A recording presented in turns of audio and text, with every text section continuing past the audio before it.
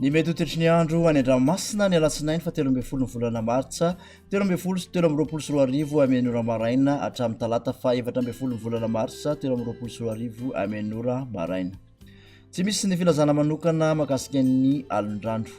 Ho an'ny morontsiraka atsinanana kabodambra hatrany kapesa anora tandrifin-drahona indrindra ny farany fepotona ho avy atsimo na atsimo atsinanana ny rivotra ka osy eo ambin'ny folo ka hatramin'ny 20 kilometatra isan'ora adiny mpanonjana ano zaben-dranomasina avy ny onja anodidina ny 1.5 metatra.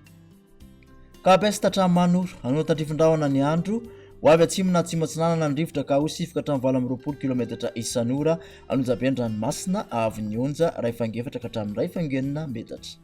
Manoratra ny taolany aro anora tandrifin-drahona vitsy ho avy atsinanana na atsimo atsinanana ny rivotra ka osy 20 kilometatra isan'ora anonjaben-dranomasina avy ny onja 2.5 ka hatramin'ny 2 metatra.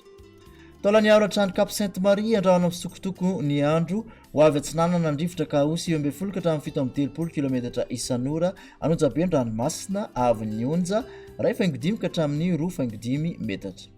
Morontsiraka andrefana Cap Sainte-Marie hatrany Cap Saint-Vincent andrahona misokotoko na ibalikan'ny masoandro ho avy atsinanana na atsimo atsinanana ny rivotra ka osy 10 ka hatramin'ny 20 kilometatra isan'ora any avaratsy Toliara. Ho avy atsimo atsinanana kosa any akafa ka osy 20 ka hatramin'ny 17 kilometatra isan'ora hatratra 70 kilometatra isan'ora indraindray manakaiky ny tendrony atsimo.